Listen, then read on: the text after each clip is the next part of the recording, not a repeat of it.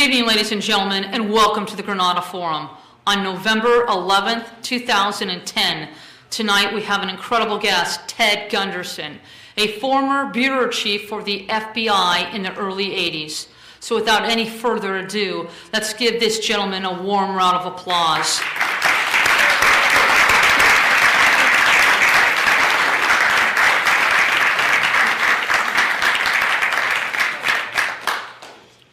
Thanks a lot. I feel like old home week. I've been here so many times.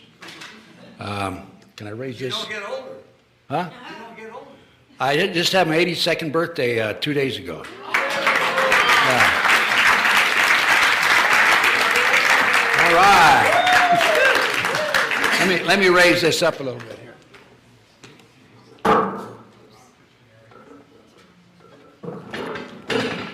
I never was mechanically inclined. You got it? Let me get it up.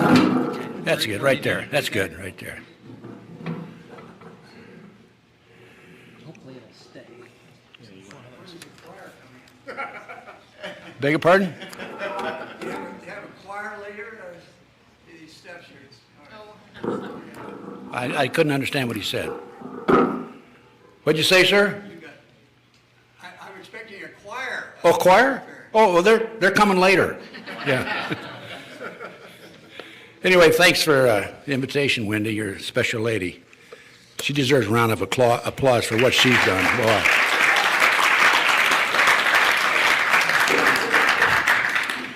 Well, you know, I heard a very inspiring speech at Chuck's 9/11 Truth Conference here, and I said, I've got to go see Wendy and get some information that I've developed that I've never presented before and get it out to the public.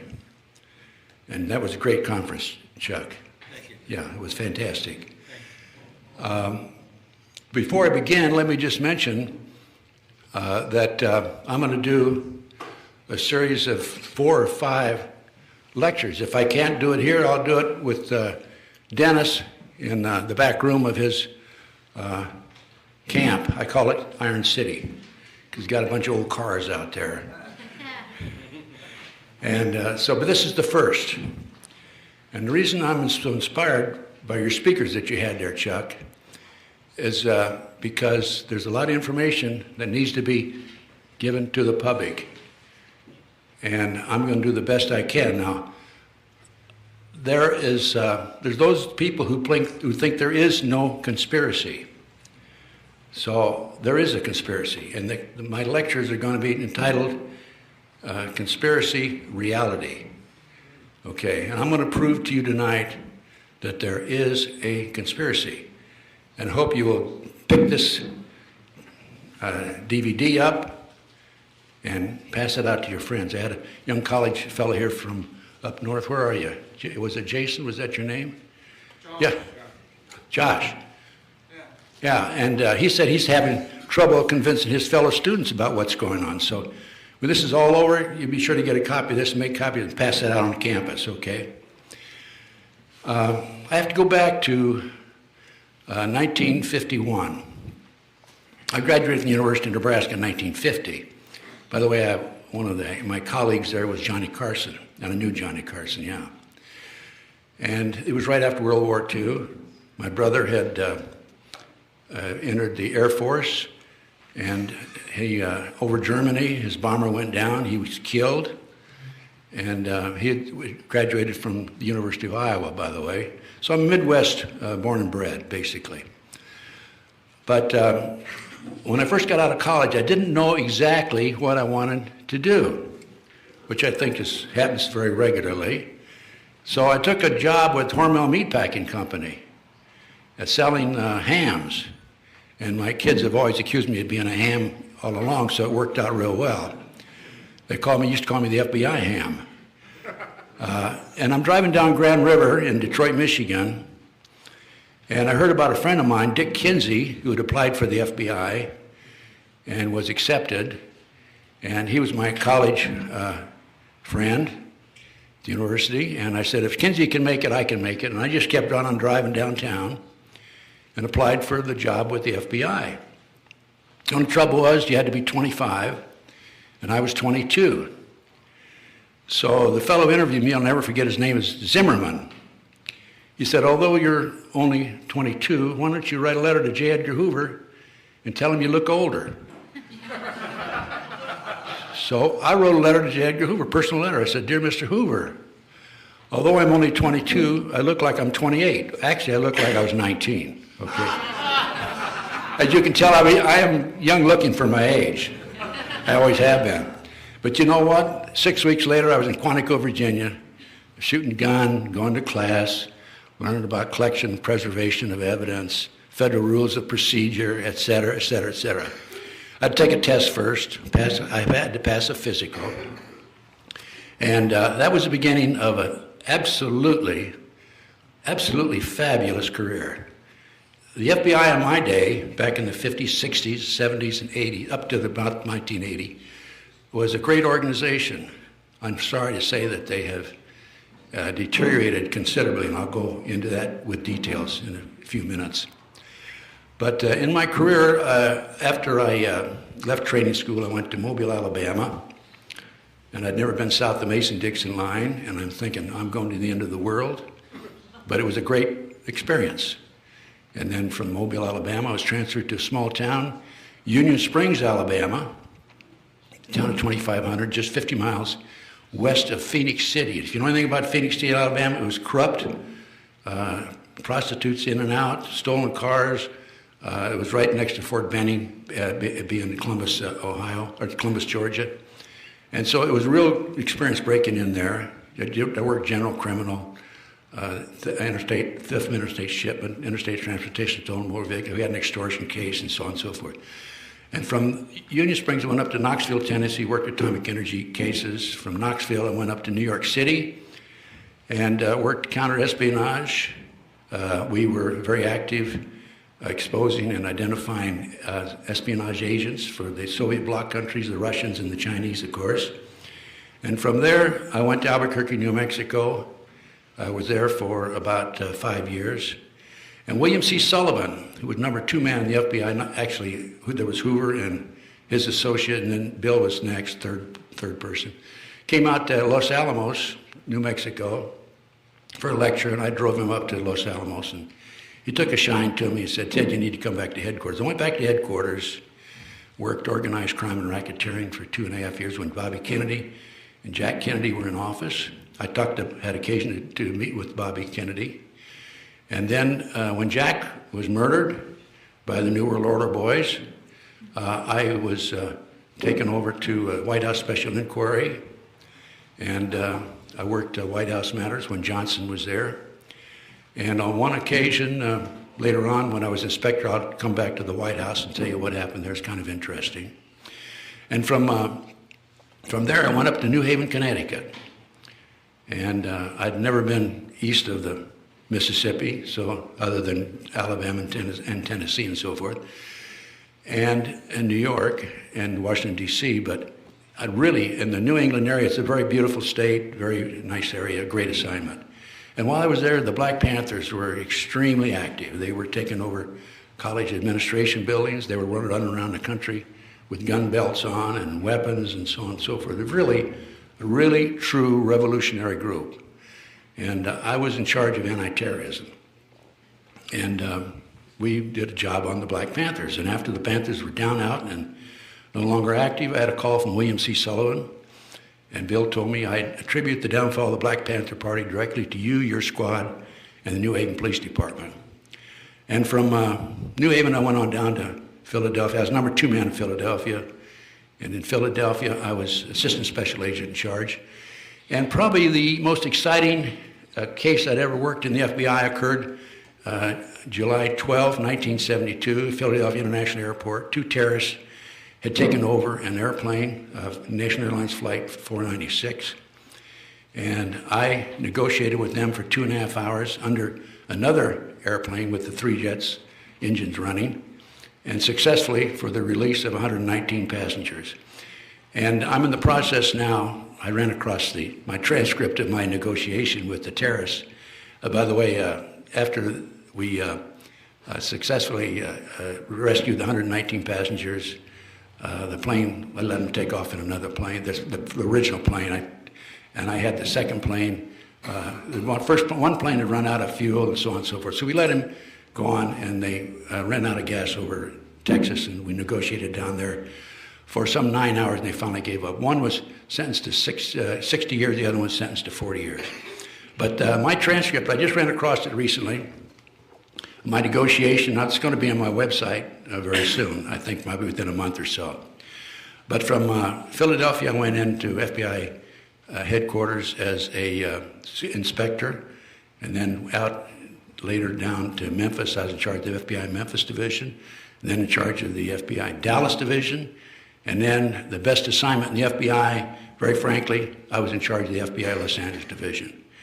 Now, I had over 700 personnel under my command, a budget of $22.5 million, and we covered most of Southern California, 16 offices, and it was a great pleasure to be here. I did mostly public relations work.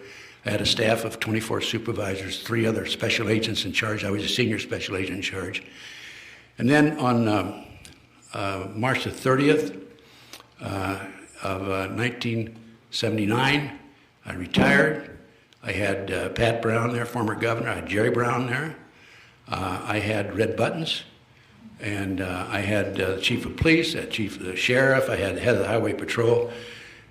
It was who's who in the Los Angeles area. Now, I mention that because if you go on the internet, you're going to see derogatory information about how I was kicked out of the FBI for practicing satanic ceremonies in the federal building. Okay, and that's just plain disinformation by government operatives. So my first case, after I retired, as a private investigator, was the Dr. Jeffrey R. McDonald case.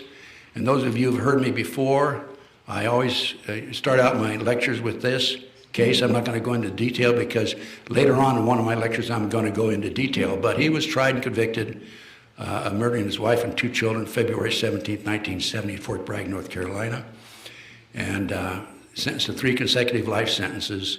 I was contacted by some of his doctor friends, and they asked if I would investigate it. I said, yeah, I'll investigate it, if he did not commit the crime. If he committed the crime, I don't want anything to do with it. I talked to Dr. McDonald, and I was convinced that he was innocent. Within 10 months, I obtained a signed confession from a girl named Helena Stokely, and she said that he did not commit the murders. They were committed by her satanic cult group. And I appeared on a number of national TV shows in this regard, and we went public with the information, and my life's never been the same since. People came from all walks of life, from all parts of the country, and told me about the satanic cult movement in this country. It is big, it is huge, it is dangerous, very dangerous. They sacrifice between 50 and 60,000 people every year. They're involved in kidnapping children and so forth, and it goes on and on and on. But that case is what really woke me up as to what was going on. I've always been a red, white, blue guy, a mother, apple pie, Chevrolet, and that sort of thing. And beg your pardon, Dennis? Did you say something? No. Oh, okay. And this case said, in this instance, Dr. McDonald was framed, and the reason he was framed is because the government, mainly the military, were flying drugs in plastic bags in the body cavities of dead GIs out of Southeast Asia into the military bases here in the United States. And Lena told me that her satanic cult group distributed the drugs up and down the East Coast, and the higher-ups in the drug operation did not want this to be known, of course, that they were involved in the murder, and so they basically framed Dr. McDonald. I'm telling you right now, the man is absolutely innocent. He's been in jail for like 30 years, and we have an appeal before the Fourth Circuit at this time. I'm going to go into one of my lectures. I'm going to go into great detail about this case. I can probably talk about it for about probably an hour and a half to 2 hours. But very briefly, what we have in the appeal before the Fourth Circuit is my confessions that I took from Helena Stokely. By the way, she was murdered in January 1983. And also under one of the fingernail of one of the young ladies, the little girl, one of the little girls, 2.5 and 5.5, skin, not skin, but a hair with the root was recovered, and it did not belong to anybody in the McDonald family. Also, Colette, the wife, she had skin under her fingernail, and that skin was scraped from under the fingernails and given to William Ivory, the CID Army investigator, and it disappeared. So there have been a whole series of cover-ups on it. Case is a fascinating case. I really, really hope that we can get him out this time. But anyway, that's basically what happened. That gets me off the ground, so to speak, as to what really was going on. Now, I'm sure all of you are aware of the Illuminati. I'm probably preaching to the choir on this. And I'm sure you're aware that on May the 1st, 1776, Adam Weishaupt, a defrocked priest, announced the 25 goals of the Illuminati. And I'm just going to say very briefly about the Illuminati, because there will be some people who will watch this lecture on DVD and will not know about it. But at that time, the 25 goals: corrupt the youth through sex and drugs, right? Look at what's happening to our society today. Control the press, the mainstream media, elect your own people to office. If you can't elect your own people to office, put your agentures or advisors in, Illuminati advisors, so you can control, to a degree, the person who represents the people, or whatever the situation might be. But I have, this, by the way, this is documented in a book called Pawns in the Game by William Guy Carr. He was a commander in the Navy, retired, the Canadian Navy, who wrote this book. He couldn't understand why we had to have so many wars and so many problems, and so he did his research and wrote this book. Now, here in the, right after Oklahoma City bombing, by the way, one of my lectures down the road will tell you all about the terrorist movement in this country, because it's all, the whole thing is planned. It's an inside job. It's planned to pass the Patriot Act, set up Homeland Security, and so on and so forth. But that'll be separate. But Brian Gumbel, the famous, well-known morning talk show host, and right after Oklahoma City, was interviewing Jim Nichols, Terry Nichols' brother, Terry Nichols, co-defendant of Oklahoma City with McVeigh. And I had given Jim and his family my report. I have a 222-page report. And I gave it to him. And in the interview with Brian Gumbel, he says on national television, "Have you read Ted Gunderson's report?" And Brian Gumbel says, "Oh, he's just a conspiracy theorist," right? Well, that's not right. I'm a conspiracy realist. There is a conspiracy. This lecture is dedicated to all the corrupt politicians, the judges that allow guilty people to go to jail deliberately, and my second webmaster is a victim of this. Not only the politicians and the judges, but the bureaucrats who investigate these matters. CIA, FBI, military intelligence. The real, most serious culprits of all are the military intelligence. NSA, they're keeping track of all of our phone calls, of where we are every minute of the day. But when our forefathers established the three branches of the government, executive, legislative, and judicial branch, they had no idea that down the road, years later, there would be a fourth branch. And I call the fourth branch the covert, rogue, government, criminal enterprise. These people, this element of our society, is involved in the drugs, the illegal drugs, kidnapping children, and so on and so forth. And since I got out of the Bureau, I have done everything I can to expose it. And I'm exposing it today. Now, one of the programs by the government, and I'm going to go into detail as to how the government operates, how this rogue element operates in the country. I'm sorry, excuse me. And one of the oh, thank you. You're welcome. One of the techniques that's used is called COINTELPRO. COINTELPRO is short for Counterintelligence Program. I know all about COINTELPRO. I was one of the individuals in the FBI who actively administered it against the Black Panthers. It's very effective. But here recently, the Southern Poverty Law Center wrote me a letter after I had cancer, by the way. It was discovered last October 28th, about a year ago. And that had an operation April the 6th. I'm glad to report right now I think I'm rid of the cancer. I don't have it anymore. But I had a letter from one of the intelligence officers at Southern Poverty Law Center. Is there anybody that does not know about the Southern Poverty Law Center? Well, the Southern Poverty Law Center, as far as I'm concerned, is a second-person individual organization that's involved with this covert government criminal enterprise. Absolutely no question about it. They listed, and this is, I'm explaining the COINTELPRO program, how it works how they worked it against me. They listed the 40 false patriot anti-government leaders. They also listed the most dangerous patriots in America recently. I'm proud to announce that I made both lists.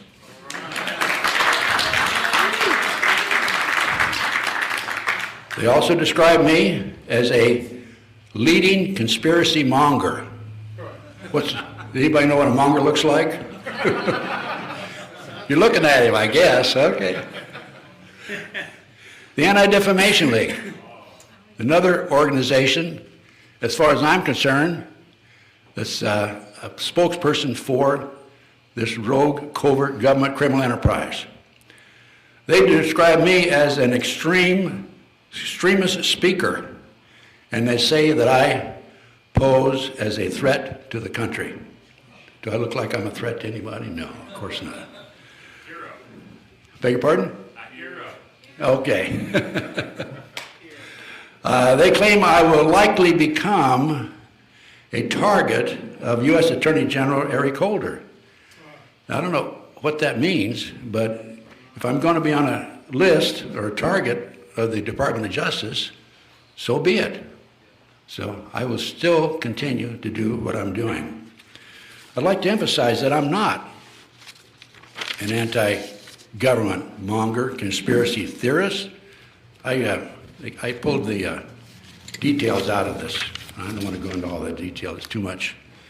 I'm not an anti-government person. I'm an anti-corruptionist.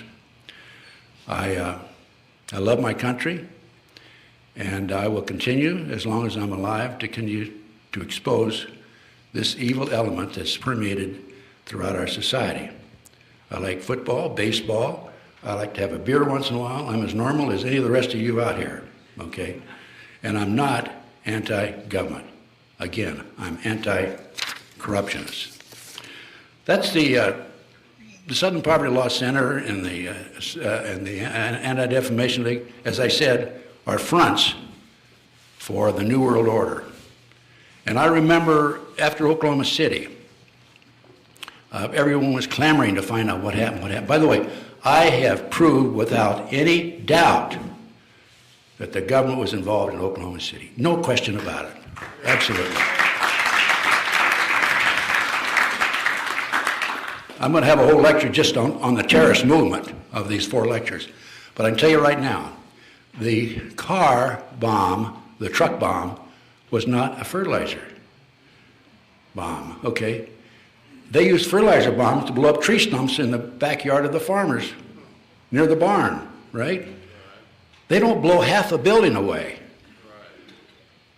Now, I found out through a scientific magazine and through one of my sources that the bomb was what we call an electro-hydrodynamic gaseous fuel device.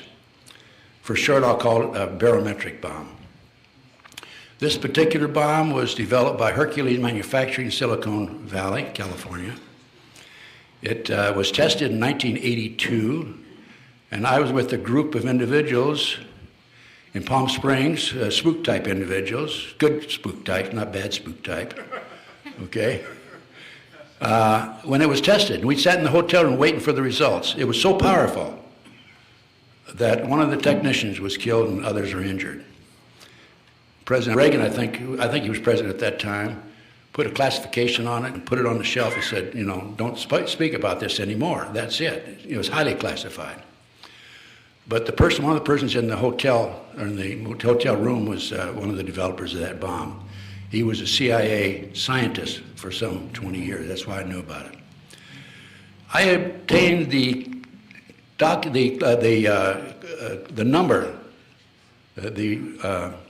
number for this bomb, and the contract number for this bomb, and I sent it to Picatinny Arsenal, wrote a letter to him, and I said, send me a copy of the contract. This is all public information, by the way. And they wrote back and they said, there's no such contract. No such contract. I talked to an inside investigator who represented the McVeigh team. He told me there were at least 11 other people involved. I have copies of the TV shows that afternoon of the Oklahoma City bombing, and every TV station in Oklahoma City announced that they were bringing unexploded bombs out of the building. And one of them made the statement, now we're going to know where these bombs came from. One of them has U.S. Army stenciled on the side of it. That was on the air. I have the copies of that. Wow is right.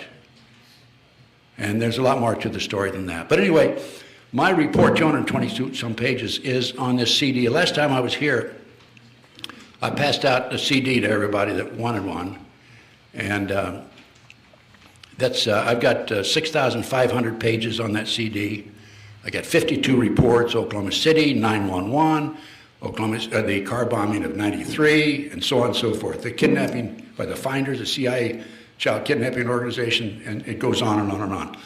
I'm making this available. I make this available to the public. And I did. Last time I was here, I passed out 25 or 30 of them. In fact, Dennis makes copies for me. Because I want people to take my work and get it out and educate, educate, educate. So one of the programs that the rogue government uses, in addition to organizations like Southern Poverty Law and Anti-Defamation League, to their advantage, to try to discredit and destroy those of us who are trying to protect and save our country, is called a disinformation program. And if you will look on the internet, you will see where I am one of the heroes of the bad guys, in that I have been accused of, as I said earlier, practicing satanic ceremonies in the federal building. That's why I was kicked out of the FBI. Another topic that's on the internet is that I married Anton LaVey's widow. Anton LaVey was one of the heads of the Church of Satan. And I did know Anton, I didn't know Diana Lively, I think is her name. I didn't know. And I was in Dallas for a period, about 10 years ago. And people call me and write to me from all walks of life. Help me, help me, help me. I help as many as I can. And I had a call from this lady, and she had been up into Idaho to be deprogrammed because she knew that she was a victim of a mind control program called MK Ultra, and that's another story. And she said, I'm driving home, and I'm in Winnemucca, Nevada, and I have my daughter, and I keep wanting to take my hands off the wheel while I'm driving 75 miles an hour. Well, instead of being deprogrammed, I think she was reprogrammed. She was up in Idaho visiting a therapist. So I told her, I said, Diane, again, I'd never met her, just talked to her on the phone. Check into a hotel, I'll get help to you right away. And I called an ex-cop friend of mine in Reno, and I told Don, I said, Don, get over to Winnemucca and rescue this woman. And so he went to Winnemucca and got Diana out and drove her to Reno, and then she took a plane from Reno back home with her daughter. The trouble is, now she had her car in a parking lot in Winnemucca. So Don called, what do I do? I said, well, go get it for her. So Don got on a bus, and he took the bus to Winnemucca, got off the bus. He's walking down the street, it's dark. 3 fellows right behind him. He walks fast, they walk fast. He does more than walk fast, he starts jogging, they jog. He runs, they're running right behind him. He ducks in an alley. One of them came in the alley behind him, the other 2 went running up the other end of the alley, kid him coming back. And as Don told me, he saw a 2x4 there in the dark. And when the guy came around the corner, he made a Christian out of him.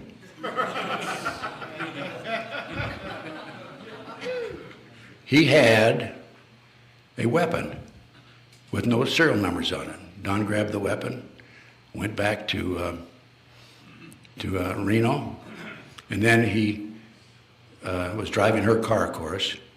Then he had to deliver the car to her in Santa Maria, to Diana Lively. So he starts driving to Santa Maria. He notices an oversized van following him about a quarter of a mile, mile after mile after mile after mile. He's into California by now. And at a certain location, this car, he's driving 75, 80. This van comes up real fast, comes up behind him, he's next to him, and he flips his mirror and a shotgun comes out the back window of the van. He realizes that they're going to blow the tire out and spin the car, and he's probably going to die, or something's going to happen, serious injury. So he slams on his brakes, and the van went on and came over into his lane, but he wasn't there, so the van flipped. And he is looking at the dust in his rearview mirror at the same time that a highway patrolman is coming from the other direction at 100 miles an hour. It was all planned to take place at that precise location, right? And Don goes on, delivers the car, and so on and so forth. He was an ex-cop from California, so he checked his contacts, and he found out that there was an accident there, and there was a fatality. He checked his contacts 6 months later. There was no record of the accident and no record of a fatality. This is the way they operate. This is what happened. Diana called me and thanked me for probably saving her life. I'm telling you the story because this information about me marrying her is on the internet, and I challenge anybody to find the marriage license, and I'll turn over my monthly retirement check. Or not all of it, just some of it, okay. So Diana called me. She says, Ted, I'm moving from Santa Maria to Hemet, and I would appreciate it if you'd escort me down and come help me move.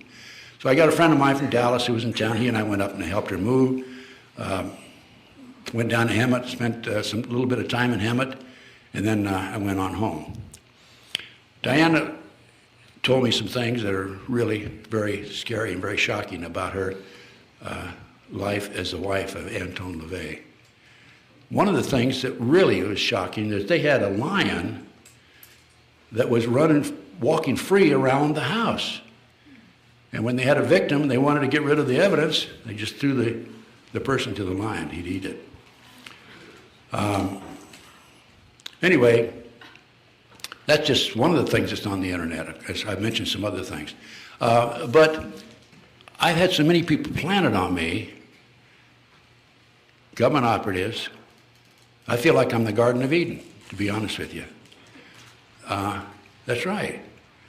For example, a fellow named Stu Webb. This is all part of their master plan to discredit me, so people like you won't listen to me. So a fellow named Stu Webb came to me. I ran for political office back in the 90s. I lived in Las Vegas at that time. I need a place to stay for 4 days. Well, I take patriots in all the time, so I come on over and stay in my place. He stayed for 7 months. I gave him, and I fed him. I've even bought him a suit. I let him use my car, gasoline, the whole thing. I got to quit doing that, folks, because it gets me in trouble every time. But anyway, I finally told Stu, I said, I got my granddaughter coming to stay with me. You're going to have to get out of that third bedroom. I had an elderly lady living in the second bedroom who was from Ireland and a cripple, and I'd run into her in my travels, and I took her in too, and she ended up being an invalid. But anyway, Stu Webb left when I was out of town. stole 35 copies of Thanks for the Memories, which was Bryce Taylor's book. You remember that book? Bryce Taylor was the presidential model. And last time I checked the internet, Thanks for the Memory was selling on the internet for like $110. He stole 35 copies that I had. He stole my research, 8 or 10 boxes of my research. And it goes on and on and on. But Stu Webb when he walked out the door, when the next time I saw him, he said, "I'm going to destroy you and the Patriot community." And this is he's the one that says I was kicked out of the FBI for practicing satanic ceremony in the federal building. So much for Stu Webb. He's been discredited, so forget about him. Jim Kloberg, another person who was planted on me. I ran for a political office in Las Vegas in '96. And Kloberg was my campaign manager. And when the campaign was over, I was selling my DVDs and books and everything else to try to finance the campaign. Very expensive, by the way. And those of you who think it's easy to run for politics, it's not. It just to register in the primary across the country, if you're running for president, costs you more than $100,000. Okay. But anyway, after the campaign was over, I received a letter. I lost. I ran in I re-registered from Republican to Democrat so I could go to these conferences and take on Bill Clinton. Okay, he was president at that time and rerunning. And anyway, this lady wrote me a letter and she said, "I never received my DVD. Where is it?"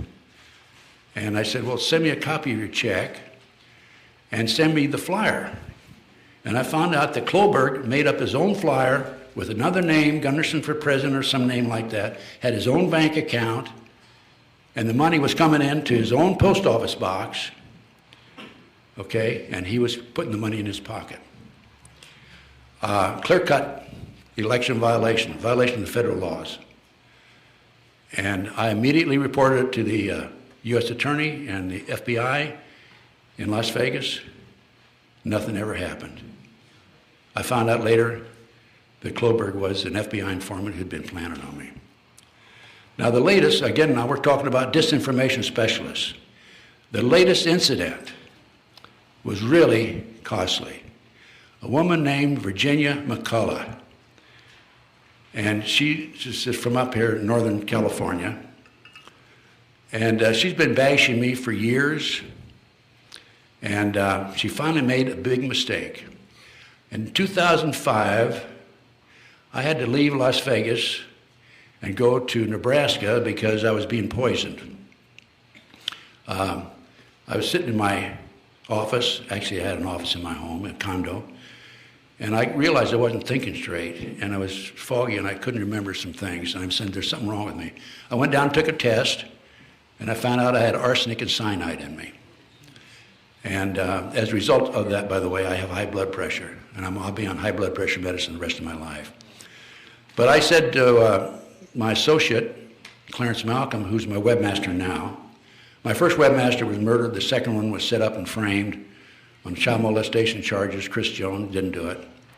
So I said to Malcolm, by the way, does anybody want to volunteer to be my fourth webmaster? Here you go. See me after okay? So I said to Malcolm, we got to get out of here. So within 2 weeks, I called John DeCamp. I'm sure you folks know the name John DeCamp. He's a great man, Lincoln, Nebraska attorney, and he and I worked on the Franklin cover-up case together. I called John DeCamp, and I said, John, I got a problem. I got to get out of here. And he said, well, come on back to my hometown, Claytonia, Nebraska. I'll guarantee there's not a person in this room that's ever heard of Claytonia, Nebraska. It's 196 people. It's about 5 blocks long and 3 blocks wide. And 196 people. They have a post office, a bar, and a bank. And that's it. That's their business section.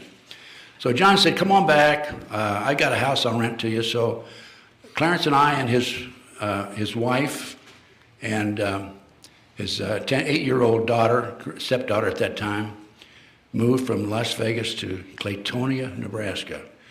And John was quite surprised. He said, come on back. And 2 weeks later, I got a van in front of his house with furniture. I said, where do I go, John? And he made fun of that because he didn't know if I was going to come back or not. But John rented me one of his houses. Now, I'm going to tell you how much I rented it for. It's 4 bedrooms, 2 baths, third of an acre land, $550 a month. Doesn't sound like L.A., does it? No. So anyway, so there I am in Claytonia, Nebraska. And Malcolm and I and his wife and Linda and the stepdaughter, are, pumping out the DVDs, furnishing information when we can, educating people when we can, and so forth. All of a sudden, knock, knock, knock. Open the door, here's the police officer. We have received information. You are holding a child hostage here. We want to see the child. And I said, and Malcolm said, do you have documents, court documents, papers? No, out the door. And it was a female police officer. She slammed the door. She was really upset about that because we challenged her. So Malcolm says, we got to get out of here. So we moved 20 miles down the road overnight, registered the house in Beatrice, which is where we moved to, in his wife's maiden name, and about a week later, knock, knock, knock. And here is another police officer, only this time, Beatrice police officer. We have information that you are holding a child hostage here. We want to see the child. Court documents? No, out the door, okay? So I immediately go down and talk to the district attorney. Randy Rittenauer is his name. And I say, I'm telling Randy, what's this all about? He says, well, I'm receiving emails from some woman in California about this. I said, well, how would she know what we have going here in Claytonia, Nebraska? Well, we got to check it out. I said, no. I said, the woman's is Virginia McCullough. Isn't that right? And he didn't say yes, he didn't say no. He just went like this and nodded his head up and down. So as a result of that, Malcolm left Beatrice overnight and goes to Texas. And then from Texas, he ended up having surveillances on him like we've all had, those of us in the limelight, so to speak. And I sent him and the daughter and his wife to Panama to get him out of harm's way. And he's been down there. Now, what that did to me financially is mind-boggling. I have not been able to get my DVDs out for almost a year, because this happened a year ago now, actually. And so I've got a bunch of back orders I'm in the process of putting together now. Malcolm, in the meantime, has moved back to the States. He's living in Pennsylvania, and we're going to be able to crank it out. But that's Virginia McCullough. Okay, another government operative. So no sooner did I neutralize Virginia McCullough, because I went public with this. It's on my website about Virginia McCullough. Then up pops Dr. Leonard Horowitz. Does anybody know that name? And I'm shocked, because Leonard Horowitz is telling me that in this 12-page document, I have a copy of it here, he's telling me that Ted Gunderson and others are serving Michael Aquino, former head of the Temple of Satan, the Church of Satan, and now the head of the Temple of Set, that I'm serving him? What does that mean? And also goes on and talks about me being involved in these various government activities, and I'm a CIA operative, and I'm also an FBI operative. And do you think I look like an FBI operative or CIA operative? No, of course not. As a matter of fact, I've been kicked out of the Ex-Agent Society because of the criticism that I've directed at the FBI. I want to make it very clear, there's a lot of good people in the FBI and the CIA. However, it's the people at the top, okay, that I have a problem with. Anyway, this 12-page document goes on and on and on, blasting me, and similar to the information that the Southern Poverty Law Center and the Anti-Defamation League said. I responded to Len Horowitz, and it's on the internet. I don't have a copy of it with me. And basically, I just told him, I said, you just exposed yourself, because you're accusing me of being a government operative and working for the government, and we're criticizing the government at the same time, so I'll be accepted in certain circles, and now you've come in with this. I neutralized Virginia McCullough, now I've got to deal with Leonard Horowitz. Leonard Horowitz is a government operative, absolutely no question. If you read this 12-page document, you will see. These are the tactics that they use.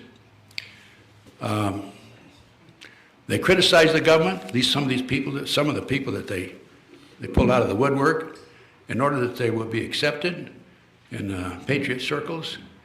And then these people criticize people like me. They think they can be accepted, and it discredits me. Now, is this COINTELPRO program and this disinformation program on the internet, has it affected my life? You bet it has. Because I'm not being invited to these big conferences anymore where I could give a lecture in front of 300, 400, 500 people. This is exactly what the rogue, covert, criminal government enterprise wants. That's why they do it. So what's the reward for me? Now, I'm going to tell you what's happened to me in the last 30 years. And I'm not telling you this because I'm looking for pity or I'm looking for sympathy or anything. These are facts. Okay? Now, what Will Rogers said, what do you say? If it's true, what do you say? Does anybody remember what he said? He doesn't know the man who didn't lie. Huh? No, I'm sorry. Anyway, I forget what Will Rogers said. I'll tell you what happened in the next lecture. Anyway, what's happened to me, I've had 3 contracts on my life. Okay? I've had 2 other probable contracts. And I will give you just a little detail about the contracts that were put on me so that you will understand it's not just talk right off the top of my head. I might mention that in 2 of these instances, through divine intervention, I did not go home. I lived in 500 South Kelton in Westwood. This was in the 1980s, or mid-1980s. And I had a door, I lived in a triplex, and my door opened up onto the street. The landlady who lived behind me on the 2nd floor came home one morning, 1:30 in the morning, and here's 2 guys sitting across from my front door in a car. And one of them gets out and walks over to her, do you know where Ted Gunderson lives? And I told her, if anybody ever asks about me, you don't know me. And of course she said no, she didn't know. Well, she told me that the next day. And I made some phone calls, and I learned that there was a contract on me. And fortunately, I do have some good sources, and it's kept me alive. But what it really has kept me alive is on that particular night, I didn't go home. I stayed at a friend's house at the last minute. So I say it's through divine intervention that I didn't go home on that particular night. So one of my contacts says, I used to work with, he gave me his name, who is known as the cocaine king of the West Coast. Let me go talk to him. Let's go talk to him. So there were 1, 2, 3, 4 of us, and we went to talk to the, quote, cocaine king of the West Coast. And we go in, the fellow comes to the door, lets us in. We had an appointment, it was on a Monday. He escorts us into the parlor, and then he takes us from the parlor into another room, and we sit down. And a little dog comes in about this big and smelled all of us and sat down at my feet and went to sleep. And the, quote, cocaine king of the West Coast comes in, looks at the 4 of us. My dog likes you, I like you. And I'm saying, I'm sure happy about that. To myself, of course. So he tells the other 3 to scat. And I had been hired before this by a fellow named Robert Ferrante, who came out of his office one night, about midnight, and a gunman steps out of the bushes with a ski mask on, fires 13 shots, I think, at him, hits him 5 times, he lived, and Robert Ferrante hired me to find out who tried to kill him. Well, earlier that evening that he came out of his office at 12:30 or so, his accountant came out, walked across the parking lot around 6:30, and there was a car parked with the back of the car against the building. And the fellow was just sitting there. Now, at the time of the shooting, a car similar to that was parked there and pulled out with the motor running. And there was another car in another direction, opposite of him, that was with his motor running. And the gunman ran and jumped in the other car, and then this first car took off. Well, if you know anything about contract killings, they will always have two cars, so the gunman can get in one or the other, depending on the circumstances. So I took the accountant aside, put him under hypnosis. By the way, if you do hypnosis for artist conception, it's much more effective. And it's unbelievable the detail that you'll come up with.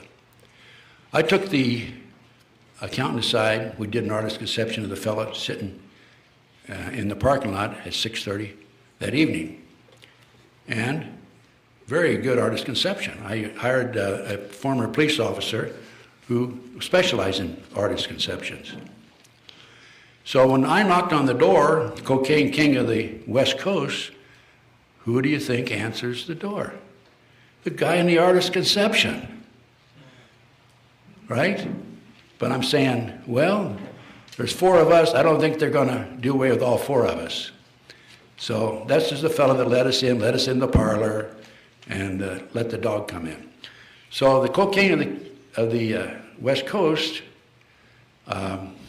tells the other three to scat out of the room and sits down with me, and he says, "How many children do you have?" Well, I know what the message meant. You know, if you screw up, your kids' lives are in danger.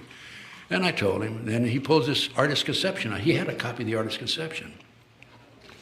And he said, "Who gave this to you?" And I said, "If you're going to do harm to him, I'm not going to tell you. I'll take the heat myself." And he was kind of miffed about that. He said, "I didn't say I was going to do anything." So I said, "Okay, promise you won't, and I'll tell you." So I told him the story about the accountant and so on and so forth.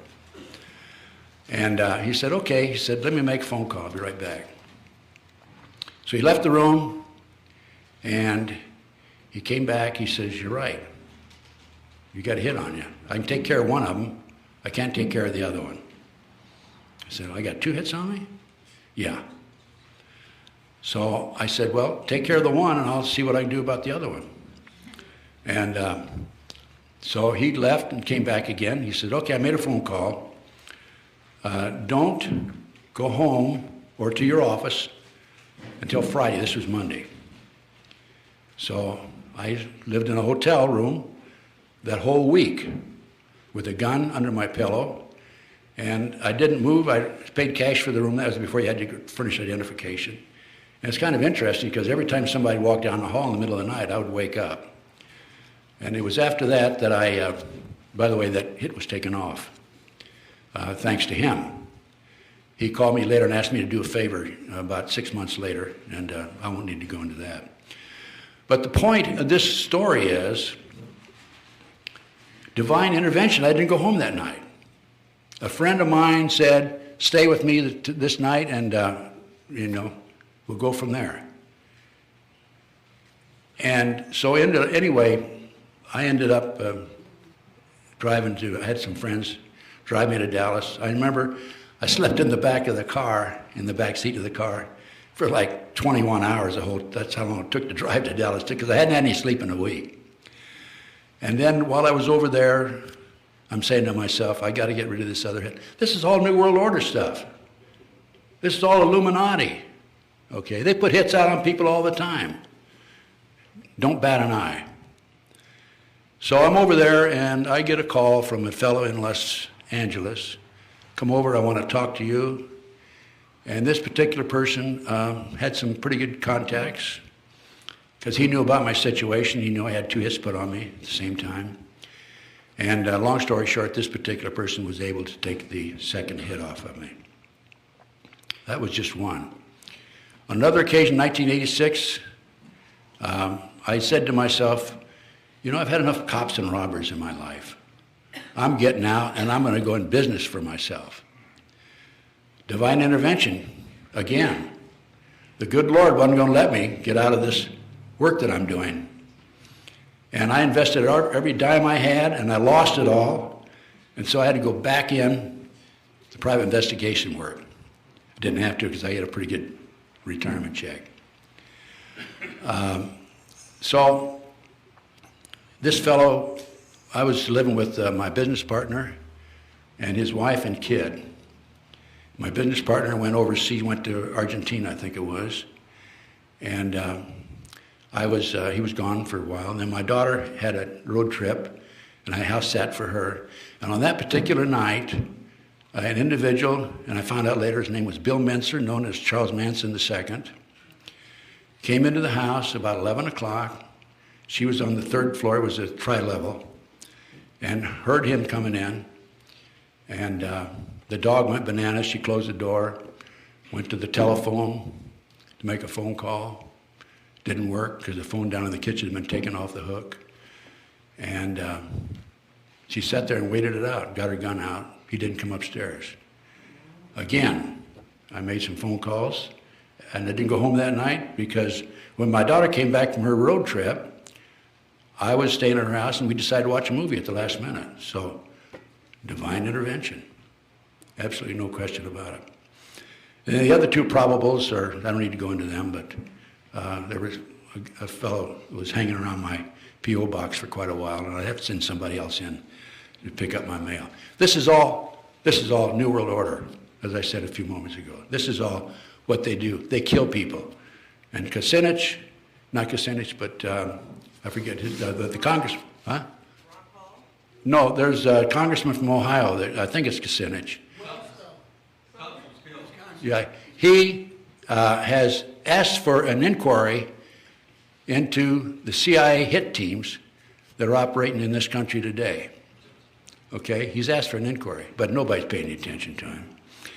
That's just one. I can't tell you how many illegal burglaries, illegal entries I've had into my home.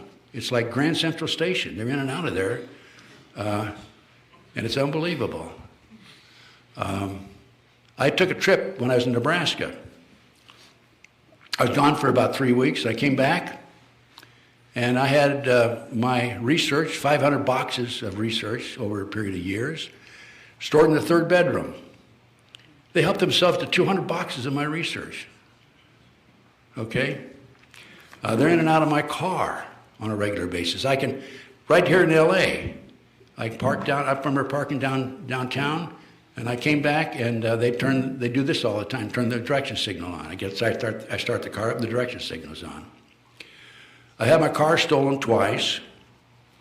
I had my brake lines cut. I have had 2 windows shot out when I was standing nearby. They were intimidating me. They weren't real bullets, fortunately. They were air bullets. And that's what they're trying to do. They're trying to intimidate me. I've been poisoned in Las Vegas. I was poisoned. And what they did there, the only way they could have poisoned me is they had the condominium next to me, and they were pumping poison in through the air ducts. I had my right front tire come off when I was driving between Omaha and Lincoln, 60 miles, 75 miles an hour. The right front tire came off.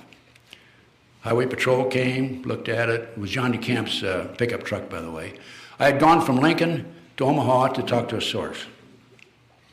And the only way they would know that was by tapping John's telephones. And I found out, the highway patrolman looked at it, he says, hey, your lug nuts have been loosened. And they tried to loosen the lug nuts on the left front tire, but somebody must have interrupted them because they weren't successful there. They wanted both tires to come off at the same time. My mail's been opened, diverted, and intercepted. My phone was cut off once.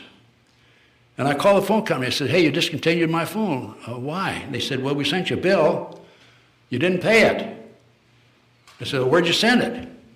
They sent it to a fictitious address in Florida. Never heard of it. I've had mail disappear. People written to me, and I've never received it. Surveillances are surveillances are almost daily occurrence. And what I do is I do U-turns on them and get around behind them and chase them. And they try to intimidate me. Look, I was in a gun battle in Memphis, Tennessee at the airport. If they're going to intimidate me, they're not going to intimidate me. I'm not afraid of them. I've dealt with terrorists when I was in the FBI. And I remember when back in about 90 or 91, they put a dirt bag out, just parked across the street, maybe 4 or 5 cars up. And I would see them there, and I'd put on my gun, go out and get in my car, drive by 3 miles an hour, stare them down, do a U-turn, 3 miles an hour, stare them down. Then I'd park in behind them. And they couldn't get out of there fast enough. One of them ran a red light.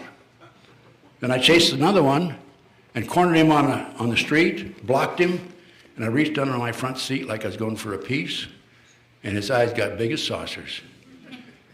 And I was on a street that went up the hill and down. It was one way.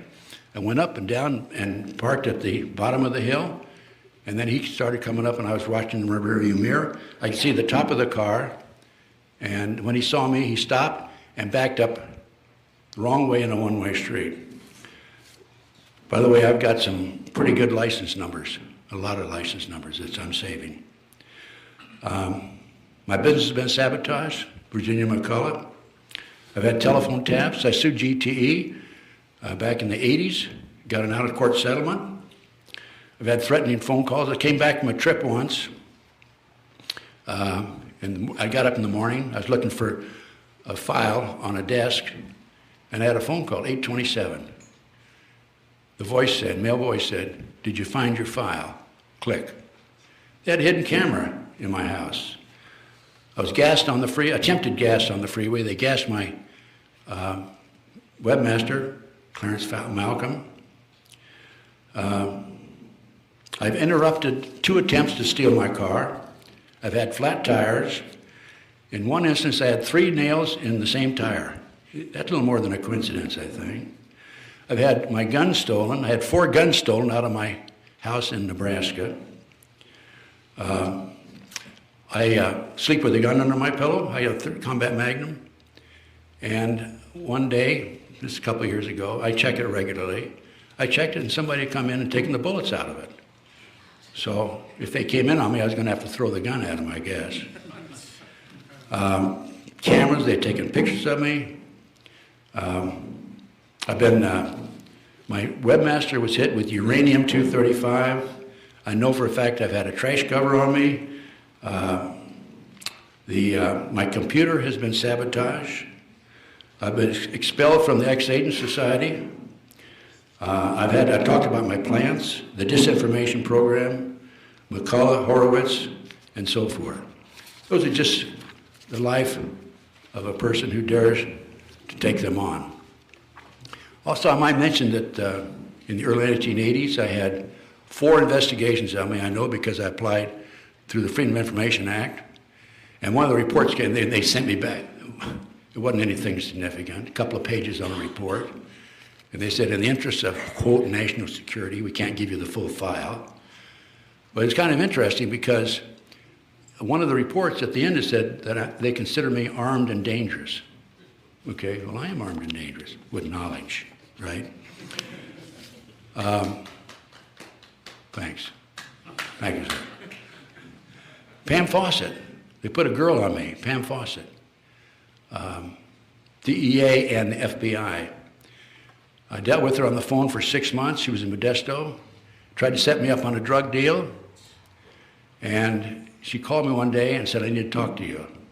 She came down. I met her at the time. I think it was Hughes Market or Ralph's Market across from this place on Ventura Boulevard, the Sportsman's Lodge. And she told me that the whole story about how they had tried to set me up through her and drugs through her. And I said, "Pam, why are you coming over to my side now?" I had the names of the FBI agent and the DEA agents who dealt with her. She said, and I was trying to help her on the phone. I tried to help her with her 14-year-old kid. He got in trouble down in Florida. And she said, "I woke up the other morning and I realized you're the only honest son of a bitch I've talked to in 6 months." Those were her exact words. Pam took a polygraph, passed it, and last time I talked to her, she said there was a hit on her. Oh, here's Kucinich, Dennis Kucinich, that was it. This is in American Free Press, April the 6th, 2009. Dennis calls for probe of U.S. hit team. So, what do we have? Well, we have the NSA and the FBI have teamed up with AT&T and Verizon to spy on U.S. citizens. This is all documented.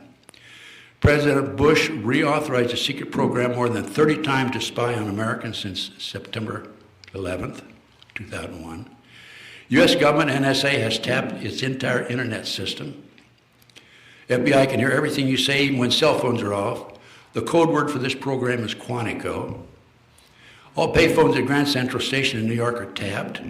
The Bush administration began spying on Americans 7 months prior to 9/11. The President authorized our intelligence agencies to database every citizen in the U.S. 7 months prior to September 11. Project Endgame, the rounding up of 775,000 Americans by the shadow government, began on February 24th, 2009. Two of my very closest friends, very frankly, have disappeared. I don't know what's happened to them. We have thousands of guillotines that were shipped in here from Japan in Atlanta, Georgia. We have 500,000 caskets that hold 40 bodies in each casket. We have 1,000 internment camps around the country. We have sensors on the major highways every quarter of a mile. I talked to one of the installers right here in California. What was that? Sensors. But that keeps track of your car. Sensors, yeah. Did I pronounce it right or wrong? That's right? Okay. Yeah, I went to school in Nebraska, so I have an excuse sometimes, okay? We have the Patriot Act. I don't tell you about the Patriot Act. I mean, I'm sure you're aware of that. Okay? The Constitution violations and the amendments that they've done away with through the Patriot Act are, you got them here someplace. All of them. Probably all of them.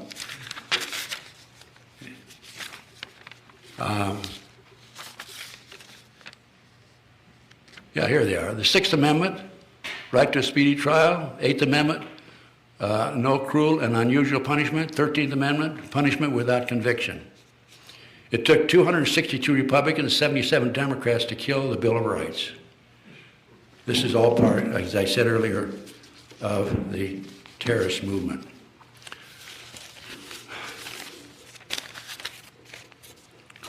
I told you about the guillotines, the caskets. We have U.S. troops in the United States, Holloman Air Force Base, Air Force, German Air Force. A lady came up to me back in the 90s and said that she was from New Mexico. She deliberately dated a German airman from Holloman to find out what they were doing here. He said, when the revolution starts, we're going to strafe the cities. Beatrice, Nebraska, where I lived for a short period. Town of 12,500. They have an on the base there, they have an airport. The airport is the runway is more than a mile long. There's no commercial airplanes come in there, it's all private. They are expanding the length of the airport. Why? So bigger planes can land there, I guess. But there's no commercial planes coming in, over a mile long now. The chemtrails, one of my sources told me that the planes in the north, Midwest, chemtrails are out of the Air National Guard, Lincoln, Nebraska. I made a trip to the airport, and I found 4 giant airplanes with no markings on them on the runway at the Air National Guard. Another informant told me Fort Sill, Oklahoma is what they're using in the southwest United States. Okay, that kind of gives you, I think I laid the foundation pretty well, didn't I? Yeah, really. Yeah. Okay, that just tell you what they're after. Okay, I'm not the only victim. There's thousands of Americans out there. By the way, I've been shot with a laser beam twice in my back. Fortunately, they're not very good aims. And my webmaster, Clarence Malcolm, has been shot also. But now what I'm going to do, the rest of my time here, what time do we have? How are we doing on time? It's 9:20. 9:20? Okay, so I've been on here about an hour and a half. I'm going to tell you about one of my cases.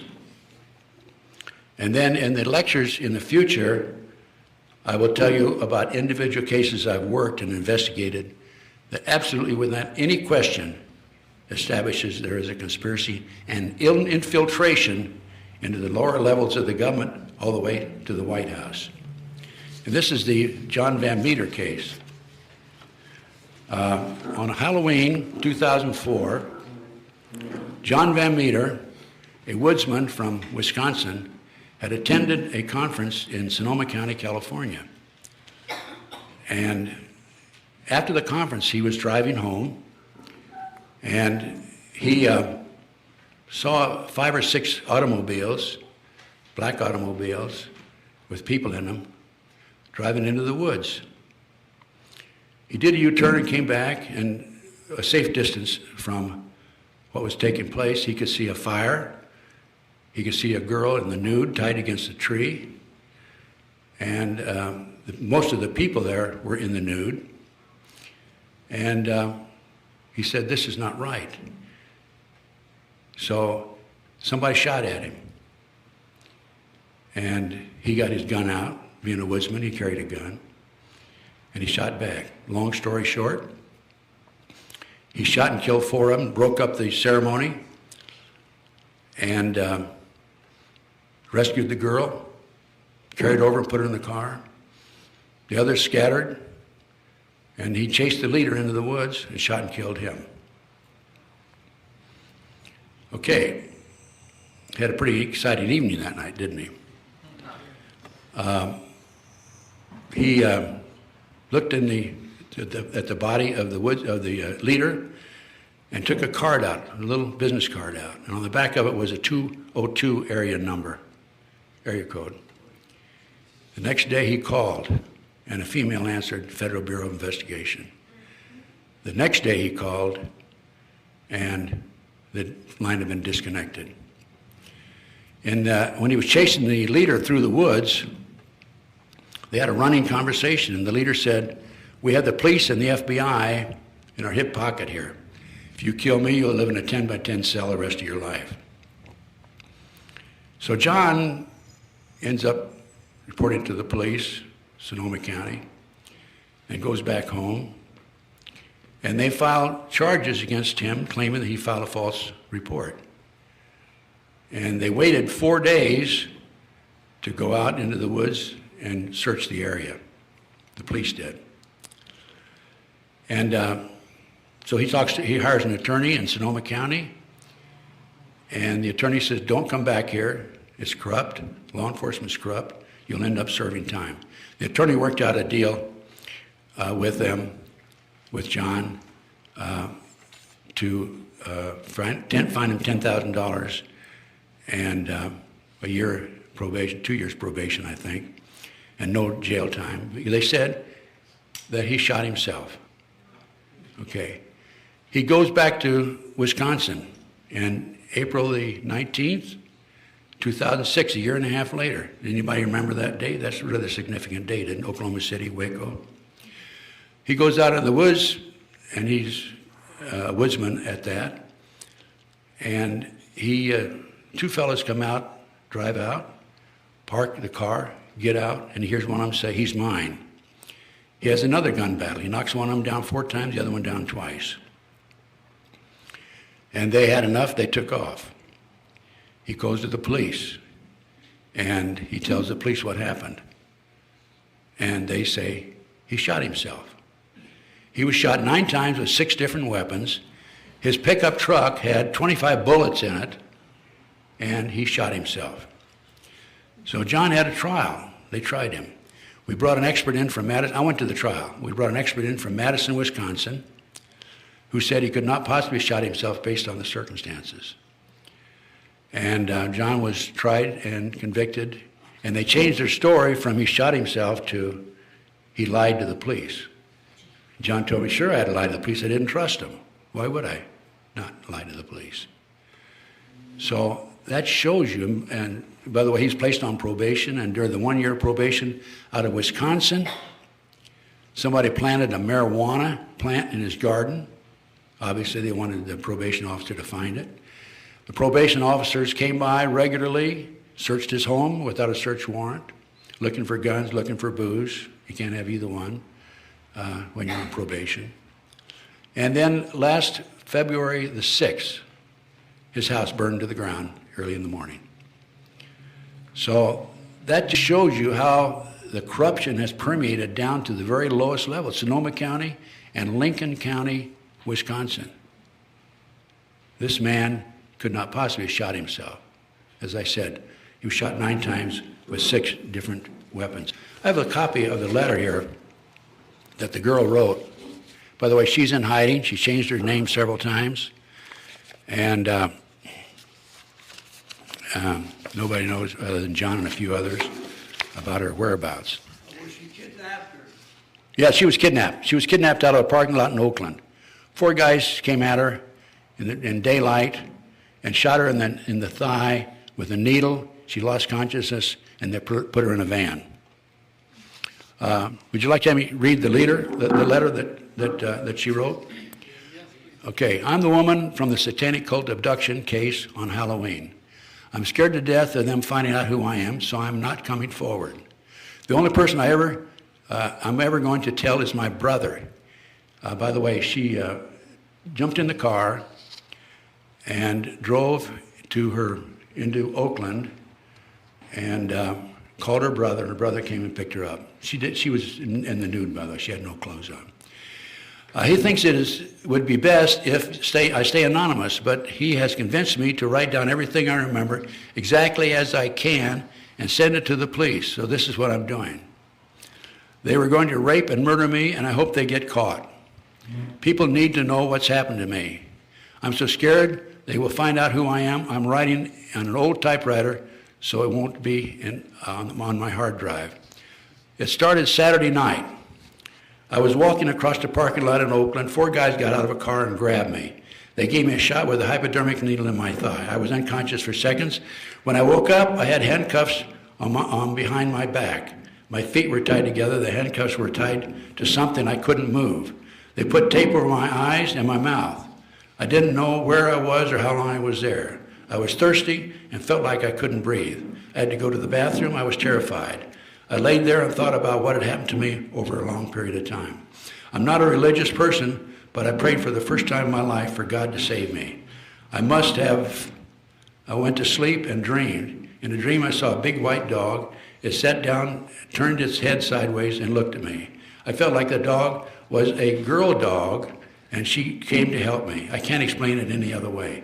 Then I got up and ran away. I don't know why I'm even saying this. It just seems weird and real. I woke up again. I had to go to the bathroom so bad I finally gave up and urinated in my pants. It was awful. Then it was wet and cold. After a long time, I heard noises like a car door opening, and a couple of guys grabbed me. One guy said, "Bitch, pissed on the floor." The other guy said something like, "Shut up, clean it up, and load the stuff in." I'm pretty sure now I was in the back of a van.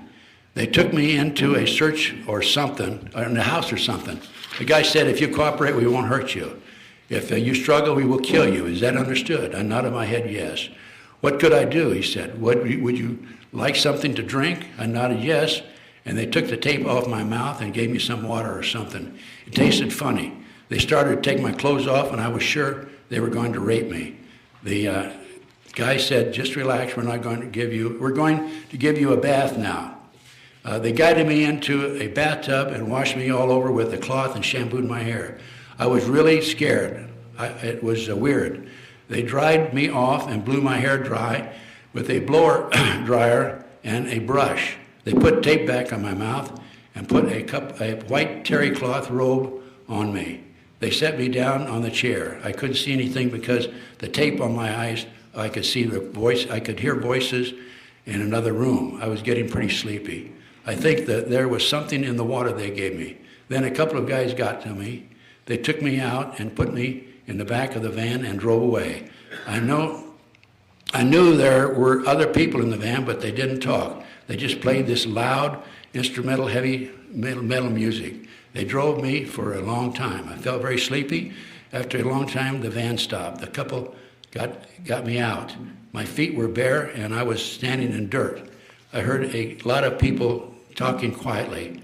I heard clicking noises in the van. A guy beside me said, "What are you doing?" The other guy said, "You know, getting ready for sanitizing after." Then the first guy said, "Dude, we haven't had the party yet." I thought it was so weird I remembered it. Then I heard a woman's voice say, "This is the sacrifice." She untied my robe and put her hands on my breasts. She said, how did she test? A guy said, "Perfectly." She put her body next to me. I could feel her, she was naked. She said to my ear, "I'm going to drink your blood." I felt suddenly very sick. I started to collapse. A big guy picked me up and walked with me. Then they set me down and took off the handcuffs. They tied my hands and arms and put a rope around my neck. They took the tape off my eyes. I was in the forest. They had tied me to a tree or something. I was so scared I was shaking. I knew I was going to die. 4 naked women walked to me. One was wearing chains with rings in her nipples, and she had a big knife. She ripped the tape off my mouth and touched my breast with the knife. Then she jabbed at my face repeatedly with the knife. I was terrified. I wanted to kill her, the bitch. They tied the rope open behind me. They touched me. I don't want to be graphic, but they did sexual things to me. They made me have an orgasm. Then they did things to each other and masturbated and had wild orgasms. The bitches. This was the worst, awful woman were doing this to me. I hope they all get terminal disease and rot in hell. Some guys unrolled a big plastic sheet in front of me and made a fire. It was getting dark. A bunch of people gathered in front of me. They were all naked, and they started chanting some weird language. A man came and stood in front of me. He was older than the others, maybe 30. He was over 6 feet tall and a real lean build. His hair was almost black, so was his beard. He had weird eyes. Somebody was behind me and pulled the rope tight on my neck. He had his hands on my breast. I stared at him. He stared at me and never blinked. I couldn't help looking into his eyes. It was like hypnosis. He put me in a trance. It was like staring at a snake. He began to put his penis in me. Then I heard loud yelling and guns shooting. The snake-eye man jerked away from me and stood looking through the forest towards the noise. Everybody ran to the trees. The snake man poured water on the fire and walked away quietly. Then I heard him say, "Kill her." A naked man came forward towards me with a knife. A man came running up with a silver gun and shot him right in the front of me. He was big and tall, old man, and he had a white beard. That's John Van Meter, by the way. That's the one that was tried. And he had a white beard. I heard a loud bang behind me. I saw the shot hit the old man in the side of his stomach and knocked him down. He shot back multiple times while laying down and got up, started cutting the rope on my arms and with the knife. Somebody else shot at us, and the man shot back. Then he said something like, "Hold on, girl, I'll get you loose," or something. I fell down. The man picked me up with his arms around my waist and walked away fast. He shot me his gun twice and yelled very loud, "No more harm will come to this girl." Then he said something about coming straight from God to kill them all. He called them sons of bitches and said he was going to kill them all. I'm pretty sure that's what he said. I think he scared them. Nobody shot at us anymore. We got in the car on the road. I think he asked me if I could drive. I said yes. He put me in a car and said something fast things. He put me in the car and said some fast things to me. All I really heard was "Go home and stay anonymous." I couldn't believe he was wasn't going with me. I couldn't believe I was going to live when I was so sure I was going to die before. He wanted me to go, but I asked him, "Are you an angel?" end quote. I'll never forget his eyes. He had blood on his face, but his eyes glowed brightly blue, like they were fluorescent or something. He said, "No, but one sent me to you." He said, "Now go, I'll call the cops," and slammed the door. I hated to leave him. I felt safe with him. I don't know why he wasn't going to go with me. I drove as fast as I could. I almost ran off the road a couple of times. I don't know where I was. Even when I finally got to the highway, I went the wrong way until I realized where I was and turned around and went home. When I really got home, it was really late. I was still shaking and I had blood on me where the wounded old man carried me. I felt sick for him. I found out later that nobody would even knew I was gone. I couldn't believe it. I was hurt by it until I realized it was my own fault. Then this was the payback for all the times I fought with my parents over them wanting to know where I was going every minute. I hope the newspaper prints this so I can say to the kids, stop fighting with your parents. There is a reason why they want you to know where you are. My brother and I took the car and parked it in Berkeley. He said he'd call the cops and tell them where it was. We looked at it to see if we could find any who belonged to it. It was weird. There was nothing in the glove box or ashtray. No litter on the floor, nothing. Nobody's car is this clean. The only thing in it was 4 black sweatshirts and 4 black sweatpants, all identical. We opened the trunk and all that was in there was a used syringe. Then it hit me. This red Pontiac was the car the guy got out of who abducted me. They must have put me in the trunk. We're going to have the syringe tested and see what they shot me with. Also, when I was showering, I noticed a painful needle mark in my forearm. Then I remembered how one bitch said, "How did she test?" They drew blood from me while I was unconscious to test for what, AIDS? Then I remembered how that guy said exactly perfect, and I wonder if it was something else. They really scared me.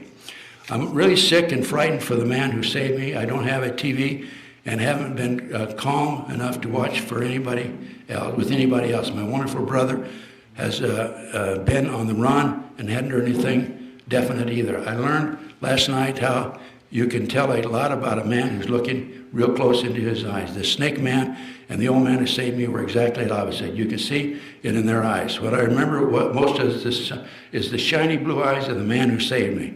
He reminded me of my late grandfather. I want him to live because he's a good man who somehow miraculously saved me, and because I went down to write in the newspaper and explained to me why he looked like my grandfather. I can't think of him dying, and I'm scared to death of what's going to happen. I know now why he stayed there. He was mad as hell, and he wanted to kill him. My grandfather had a bad temper, too, for bad people. I hope he does kill them. I know these snakes did this before to others like me, and if they live, they will do it again. I especially want the snake-eye man to die. I never want to see him again, ever. People like this can't be rehabilitated in prison. I can never forgive them. It took me all afternoon and all night to write this. I hope it makes sense to someone, whoever reads it. I had to take a lot of breaks before crying. The sun will be up soon, and it will be another day. My brother is leaving soon to mail this away from my home. I don't even want these snakes to know the zip code I live in. Then he's going out to the forest where I think I was to look for the man who saved me. I'm going to stay home and pray for God to save this man. He saved me. I hope we will save the man. He will save the man who is sent to do this. I don't know if this will help catch the snakes who tried to rape and kill me. I tried hard to remember anything I could. I'm still so shaken up, I can't think I'll ever be normal again. That's it. There's 50 to 60,000 human sacrifices a year by satanic cults in this country. Okay, I have that from very reliable sources, 3 different satanic sources.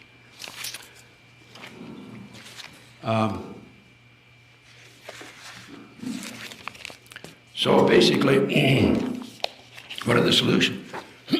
What are the solutions? Elect our own people to office? Excuse me. The right to bear arms, Second Amendment. Take control of the money, abolish the Federal Reserve. take control, educate the sheriffs, take control of as best you can. They're the highest ranking law enforcement officer in each county. Abolish unnecessary federal agencies. This reduces the government budget and expenses. Repeal all unconstitutional acts, and then educate, educate, educate. Missing children is another issue. I won't go into that. I think the time has just about run out. But CPS can come around, as they almost did with us in Claytonia, Nebraska, on an anonymous tip and take your child away from you. And this is in direct violation of the Fourth Amendment, the right to be secure in your home against unreasonable search and seizure. The Sixth Amendment, to face your accused. You don't ever face your accused. Seventh, trial by jury. And eighth, excessive bail. In the future, I will be discussing the truth about the Al-Qaeda terrorist movement, the McDonald case in detail, Victor Glestian murder, cover-up by the FBI, ATF, and the LA County Sheriff's Office. Captain Jeffrey Digman murder, he was head of a task force to expose drugs in the Marine base in Camp Pendleton. Not Camp Pendleton, but what's the one in San Diego? That's the... That Pendleton, okay. The Franklin cover-up, where they were taking kids out of Omaha orphanages, foster homes, flying them to Washington, D.C. for sex orgies. McMartin preschool case, the Art Bell lawsuit, which is a phony lawsuit, and a cover-up by the FBI and LAPD in another case. Anyway, it's been a pleasure being here tonight. I want to thank you all. I was just got out of the hospital recently, and I had $800,000 hospital bill. Would anybody like to volunteer to pay that for me? Actually, I'm responsible for 20% of it.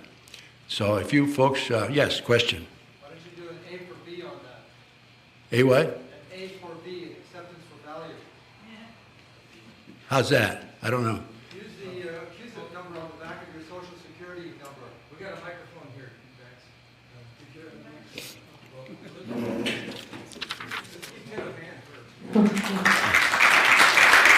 Thanks.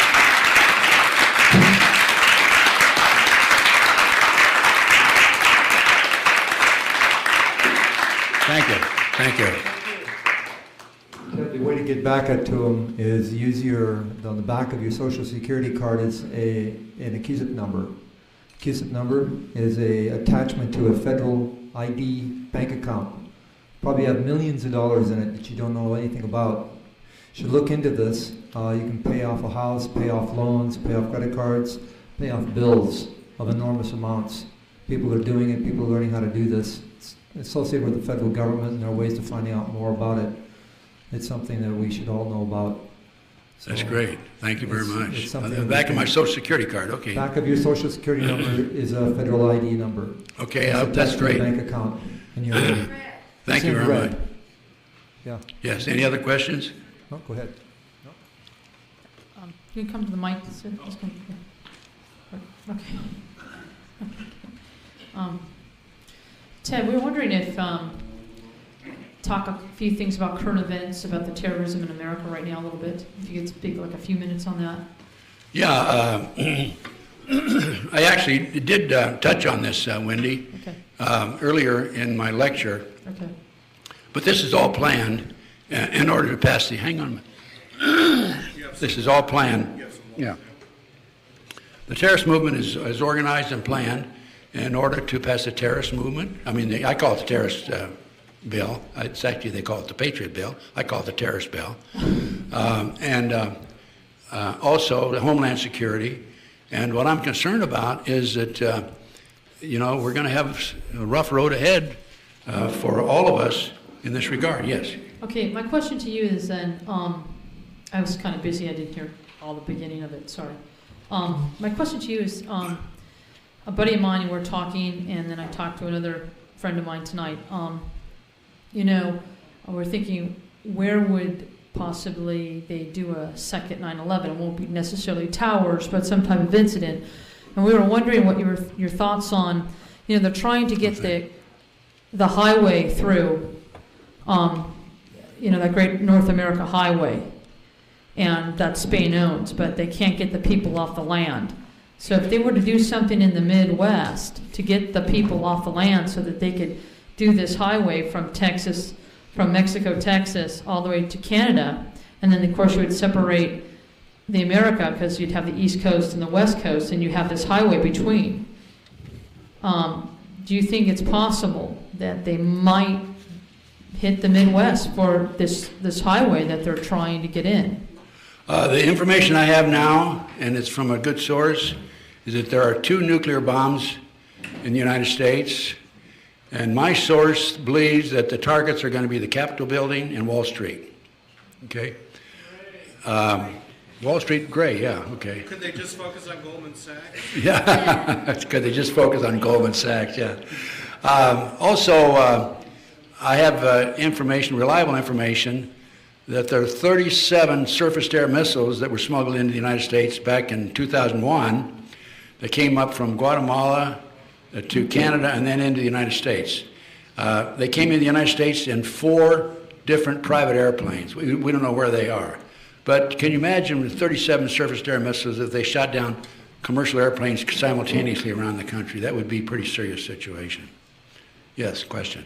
A couple of questions.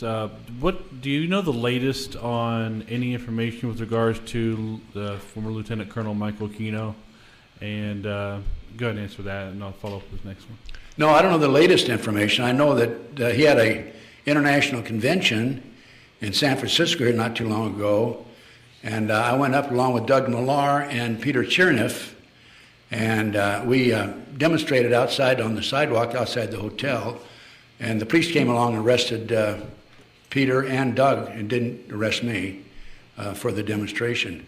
But he was there, and his wife, what's her name, Zena? I believe something like that. Yeah, Zena. She was there also, and the hotel security didn't like what we were doing, but we did it anyway. So I don't know, but I know that he's with NSA. If you check the internet on him, he's a top NSA official. Oh, is he? That's what I understand. He's officially in the NSA now. Yes. Wow. The other question I have is with trying to figure out a solution for what's going on. Obviously, education is a big part of it, and being able to get the word out. However, based on your story, it appears that getting the word out puts a great big fat target on you. How do you find the balance? I don't worry about the balance. I just keep going forward.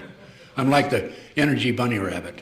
So hanging on the drum. But most of us don't have the privilege of being former FBI with all these different contacts and ways to keep yourself safe. So what do you suggest for people like the layman guy out here who ends up with a target on his Well, back? just get the research and pass it out to your friends. You can send it to them anonymously if you want to, But we're all targets. We're all going to be targets eventually. Everybody in this room. I'm sure we have informants in here. Hi, guys. Give me your Social Security number and I'll give you some free DVDs. Okay? And your date of birth. Okay? Yeah. Hi there. This is about Dr. Len Horowitz. And you're saying he's a disinfo agent. Do you know why specifically he's attacking you? Oh, yeah, he's attacking me because I think he's a government operative. That's his assignment. Look, Virginia McCullough came after me, and I neutralized her by going to the DA and finding out who she was. She anonymously, it should have been an anonymous phone call. Sure. But she made the mistake of sending emails to the district attorney, Randy Rittenhour, so he knew who she was. And he, without telling me verbally, orally, he nodded his head yes. So I neutralized her, so he's just the next guy in line to come after me. Because I seen a video of him where he was interviewing Dr. Gallo, the discoverer of AIDS, and he did a good job on that. And I thought... I don't understand what you're saying. Go ahead, speak slowly. Len Horowitz, he actually confronted Dr. Robert Gallo at a conference one time and accused him of being a founder, a creator of AIDS. And I thought that's quite a bold thing for him to do. And now he's turned around and he's attacking you. I thought that was a bit strange. I mean, I don't see his motivation for attacking you. Why would he do that? That's his assignment. That's his assignment, is to neutralize me, try to neutralize me, keep me from giving lectures all over the country. There's a possibility I'll be doing a lecture tour in Europe, by the way, after the first of the year. But those people are more receptive as a group than they are in this country. They know more about what's going on than we do here because the mainstream media. By the way, on February the 9th, I don't think I mentioned this in my lecture. February the 9th, 1917, Congressman Callaway, did I say this in the lecture? Announced that the J.P. Morgan interests had taken over 29 of Americans' major newspapers in order to control the press on March the 15th of 1915. 1913, let me see. February the 9th of 1917 was 1913, I think it was, yeah. It's not possible that Len's just confused or he's just said the wrong thing. I don't know. Leonard Horowitz? Yeah. Oh, no. He's just a government operative. He's one of the boys. It's hard for me as a newbie to understand who's doing the disinfo and everything else. And that's why they chose him to be, because he has credibility. I always thought all along he was my friend until I read this 12-page document. Wow. Yeah. No, it's like, they put people out there claiming to be patriots, and instead of patriots, they're actually stirring up trouble. The FBI is notorious for, they plant informants in with groups, and they advocate violence, and they go out and commit the violence. This happened in West Virginia, I think it was. And everybody gets arrested. Do you think the FBI informant's going to be? Yeah, he's arrested, but they let him out the back door. So when will you be giving a talk on Al Qaeda? That was something I was really interested in. I don't understand what he's saying. Are you good? Al Qaeda? Yeah. Yeah. When? You want me to talk about it? No. When will you be giving your talk on Al Qaeda? Oh, on Al Qaeda, I don't know. It's up to Wendy when she'll have me back, or else I'll do a DVD. I'll do my own DVD on it. Okay, that's good. Yeah, okay. Well, the whole terrorist movement it's all planned. It's part of the master plan by the Illuminati. New World Order Illuminati. Yes. I apologize because when I handled that skyjack in Philadelphia, I stood under 3 jet engines were running, and I had hearing loss. So sometimes it's difficult for me to understand. Yes. Earlier in your talk, you mentioned the aims of the Illuminati, and you said one of them was to gain control of the media, to control the public mind. Well, I noticed in the United States and everywhere, the media is in the hands of Jews. So what is the relationship between the Illuminati? The Illuminati were formed in Germany by the Rothschild family and so forth. So what is the relationship? Who's the boss? Is it Rothschild? Is it some who? I don't know exactly who's the boss, okay?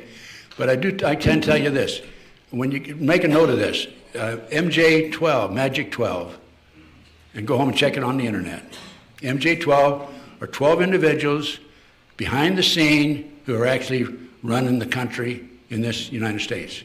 And this is MJ12, Magic 12, MJ12. Not 1912, MJ12. No, MJ, M like Mary, J like John. You mean that's flying saucer business? No. In 1947, Harry Truman and the National Securities Act established a committee of 12 outstanding, prominent individuals, outstanding by their standards, not ours. And anyway, these are the 12 men, and if one of them, they're not appointed by the president, they're within their own circle, and if one of them gets sick or dies or something, they decide among themselves who will replace him. And MJ12 has been active since 1947. I've got a terrorist intelligence report I'm putting out right now. It's 100 pages long, by the way. And those are the boys behind the scenes. And so those are the ones that, by the way, Cheney is... Give me the relationship between them and Rothschild. Well, I don't know if Rothschild is one of the members or not. We have a fellow here who does know who some of the members are, but he's not ready to come forward. As far as the Jews and there's a difference. The Jewish religion is a very good religion. I mean, I'm not a Jew, I'm a Christian, but they have a lot of good points. But we're talking about the Zionists, not the Jews, not the Jewish, not the really religious people. And so be it, that's the way it is. But MJ12 are the ones that are calling the shots in this country. Yeah, question? Yes. I know you're our esteemed speaker tonight, but I thought earlier you said that you were in charge of the group that neutralized the Black Panthers.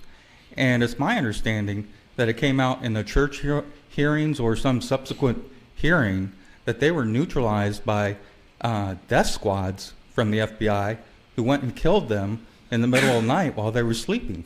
Am I mistaken? No, they were talking about the Hoffman case in Chicago, and that was the Chicago police that killed him, not the FBI. Okay, thank you. Okay.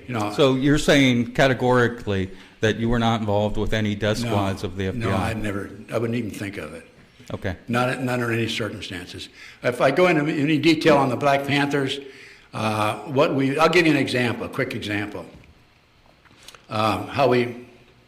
In COINTELPRO, okay? We sent an anonymous letter to the Secretary Treasurer of the Black Panther chapter in New Haven, told him that the chairman was having an affair with his wife. We sent an anonymous letter to the chairman saying that the Secretary Treasurer was embezzling money from the chapter. COINTELPRO. Worked. Okay. But if that's as nefarious as it gets, that's pretty benign by the standards that we're used to dealing with. I know, but look, it's happening to me. It's not very benign to me because I'm not being invited to Conspiracy Conference 2009, some of these other, Steve Hempling's group up in Santa Cruz. They've neutralized me across the board. People believe that I married Anton LaVey. Some people do. Some people don't have any sense. Anton LaVey's widow. I saved her life. Some people believe that I was kicked out of the FBI for practicing satanic ceremonies in the federal building. That's not true. I mean, not even true, but some people believe it. Well, thank you for coming here tonight. Thank you. Thank you for coming tonight, Mr. Gunderson. Thank you, sir. Call me Ted. Okay. My question was from hearing you read the narrative about the witchcraft, and, it got me thinking about this lady, J.K. Rowling, that's the author of the Harry Potter books, and it got me thinking about Skull and Bones and the Bohemian Club, which I'm sure everybody knows about here. But the thing is, look at who we have, on the world scene. We've got Obama, and we've got David Cameron, in England. And, you look at those guys, and it looks like, they might have come out of some Harry Potter school. You know what I'm saying? Yeah, it seems funny, but, the people behind the scenes might have picked them, say, 5, 10, and just, brought them up and said, okay, this is the circle and the goals that we want for you, and I just, they're young, and, it just makes me wonder because, you look back at, and I'd like to get your, opinion on this. You look back at the youth, how they just, just came up, the right doors were open. Both of them are relatively very young. And then you have this woman who is focused in on our youth, and the media, at least the media in the States, can't seem to sit down and do a documentary on her or interview her. She just seems to float around, and you never think about her until another movie's out directed at all these kids. I'd like to get your opinion on that. Well, time and time again, we see Hollywood coming out with a movie. People think it's fiction, it's not true, and yet 5, 10, 8, 15 years later, whatever it might be, it comes to pass. And so it makes me think, hey, do you think people in Hollywood know what's going on ahead of time? Well, I think we do, most of us here. Even though I'm talking to the choir, this choir is knowledgeable if you've been coming to the Granada Forum on a regular basis, yeah. Yes, sir. Yes, I just wanted to thank you personally. You've been a Beg your pardon? I want to thank you personally. Oh. You've been a real personal hero of mine for 2 years now, and thank you very much for continuing to speak out as you do, even in 82 years old? 82, yeah, okay. 82. Thank you. Yeah. My first question is, you mentioned 2 nuclear devices. Are those nuclear devices the South African nukes that I've read a lot about and heard a lot about? That was a backdoor deal with Israel and South Africa. Are those the two nukes you're referring to? According to my source, they're the size of a thermos bottle, and the size of a thermos bottle. Okay. Are those part of the backdoor deal with Israel that they did with South Africa to build 10 nuclear devices, and there are 2 of them left I've read up on? Yeah, I don't know that. I don't know the answer to that question. Okay, and then towards the end of your lecture, you mentioned trying to win your sheriff to your side. And I've learned a lot about corruption in LA County. Oh, yeah. And how do you reach Sheriff Leroy Baca? How do you win a sheriff to your side when it appears like he's corrupted, by the Department of Homeland Security? How do you go about trying to help win a sheriff to your side so our county is protected? Any advice on that? The only thing I know about sheriff's offices is that, other than what I read in the newspaper, is that I know for a fact on that one case I had, the Victor Galustian murder, he was blown out of the hard top of his Buick driving down the road, that they, along with the FBI and BATF, covered up the case. Other than that, I don't know anything about Baca and the rest of the people here. All I know is we have a huge cover-up and we have a huge conspiracy here. Let me ask you a question. Did I, based on what I said tonight, did I convince you that there is a conspiracy? Yes. Okay. Because think of it this way. Private enterprise, right? If they invest money, they want a return on their money. There's no return on the money of these people running around chasing me on surveillances. You follow what I'm saying? In other words, there's no return. And who could finance all these operations that have been directed against me? Not only me, but other people, numerous other people. Who could finance that? It's got to be through the covert drug operation. It's got to be through child kidnappings and so forth. So private enterprise, they want a return. You think General Motors or Macy's or somebody's going to invest money to come out and try to discredit me? No, they're not going to do that. So think of it that way. That's pretty solid information, I think. Yes. Okay, I want 2 questions. Number 1 is the FBI hit teams.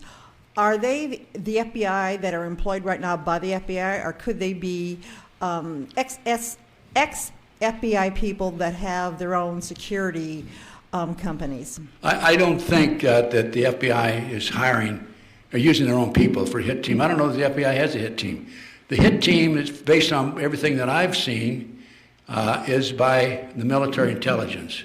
So are you saying that they kind of just contact the military, like the Army, to do the hit? Yes. Okay. There's people inside, I think it's mainly military intelligence.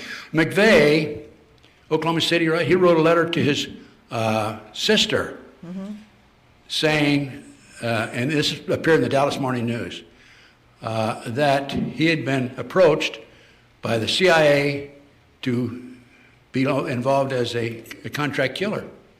This is in black and white. And also to work on the CIA drug operation. Okay, now the second question is the German military that's in our country right now.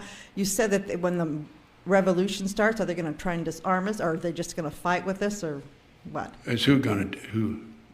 The German, you said the German troops? Well, we got not only German troops here, based on information I've picked up and researched, that we got other nations here. We got, I think, Swedish troops in Colorado. The reason I say that is because a hunter went into the woods to do some hunting here a couple of years ago, and he was approached by a group of men in uniform, and he said they had Swedish accents. Okay, and then what are they going to do exactly? That's what I want to know. Well, I don't know either, but I'm telling you what I think they're going to do. Why do you think they're extending the runways?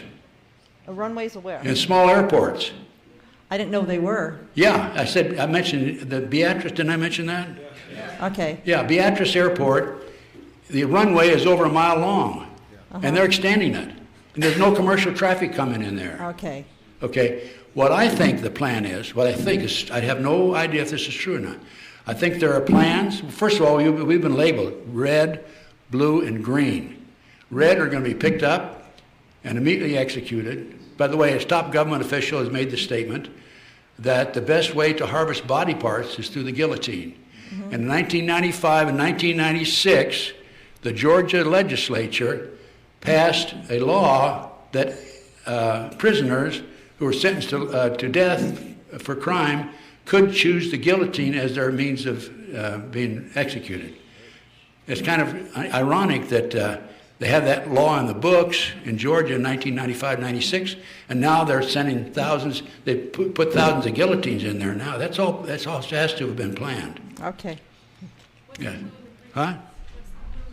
I can't hear you. What's the blue and the green? Oh, blue and green are. This is. I mentioned. We're color coded. Color code for people.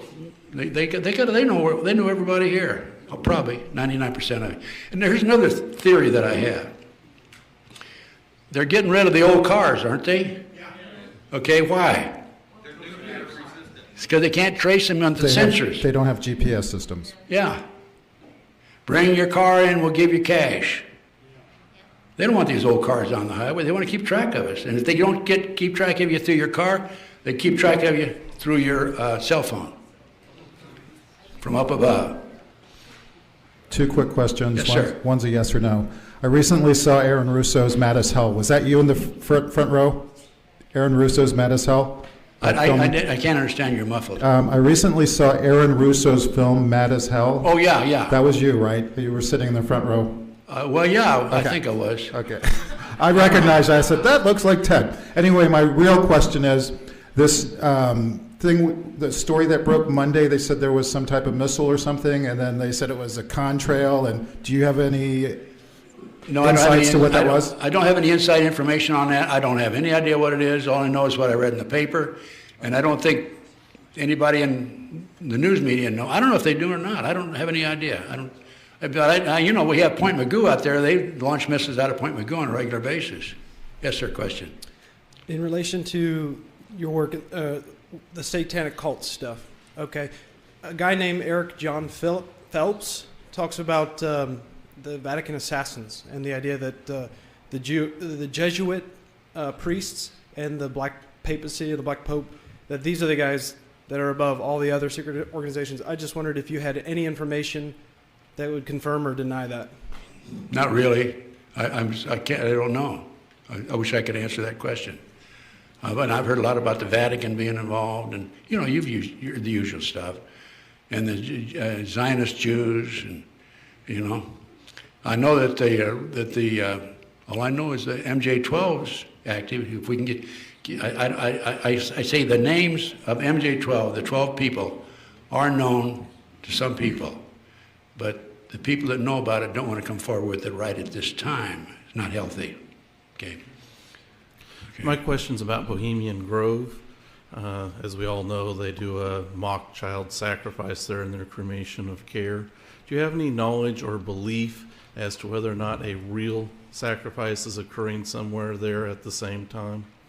I can tell you this. Paul Benassi, in the Nebraska case, Franklin cover-up, he was one of the kids, 10, 11, 12, 13 years old, that worked with the network that kidnapped the children. He was involved in the Johnny Gosch kidnapping case. And he was used in parks, shopping malls, and so forth, to attract other kids his age over to the car, would be parked close to the car. He'd be working close to the car.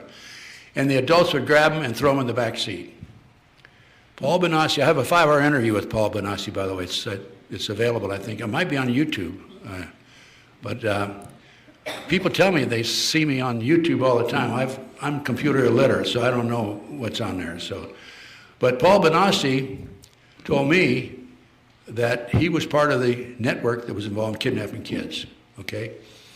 He also told me that he and another kid in the network were put in a cage in front of the owl at Bohemian Grove with a kid that had been kidnapped. They performed sexual acts on him and then were ordered to kill him. This is for snuff film.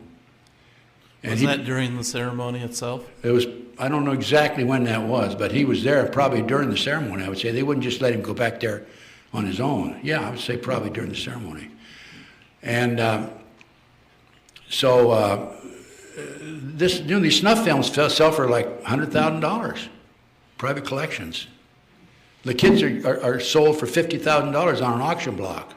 Paul has attended 6 auctions, as few as 6 and as many as 36 kids, boys and girls, mostly young kids, were auctioned off for up to $50,000 each. It's big business. But wasn't the real purpose to compromise the people there? I mean, they're doing a snuff film, and you have these, leaders there, and now they're all compromised. Well, I don't think they're going to be compromised because nobody knows about it. It's all secret. But the real purpose, I think, is for snuff films, and also this is part of their belief, the satanic belief.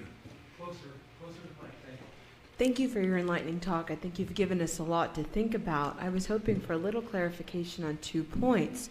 Can you say anything more about the significance or projected use of some of these internment camps and plastic coffins? And can you say anything about whether websites like WikiLeaks might be contributing to a disinformation agenda?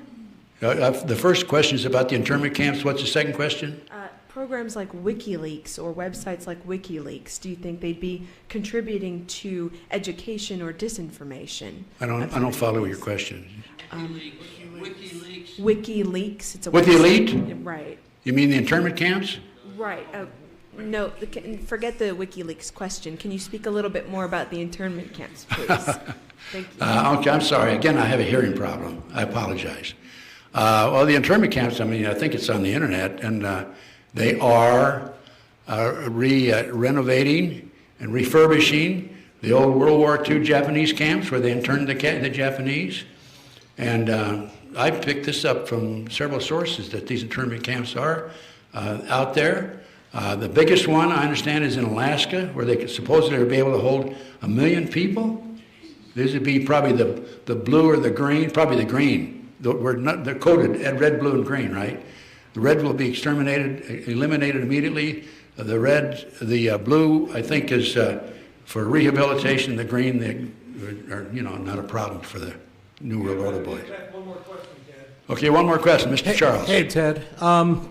Thank you for tonight. I wanted to ask you if you were aware that, from what I've heard, that Louis Jordan West, who is an MK Ultra architect, was just about the only person allowed to speak with Timothy McVeigh.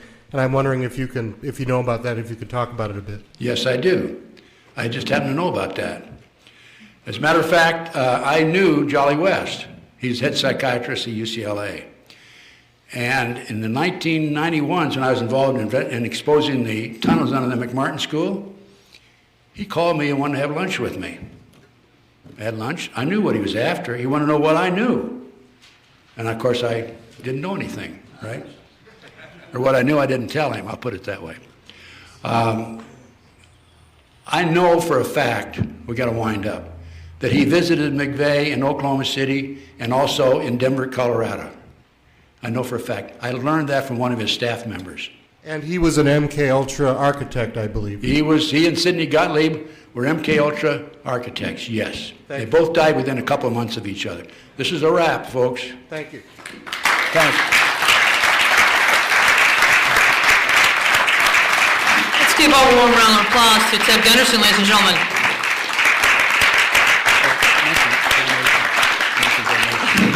If you'd like to make a little more donation to Ted, there's a bucket in the back. We thank you for your time. Also, we're going to DVD this. If any of you guys have a copy of this tonight, it'll be made available in the next few minutes. And we want to thank you so much for coming to the Granada Forum. We will keep our website up to date for the thing. Of course, this Saturday is the G. Edward Griffin thing from 1, 4, and 7. 1, 4, and 7. And thank you so much for this kind of Granada Forum. We thank you so much, and God bless. Bye-bye. Again, we're going to DVD this right now. And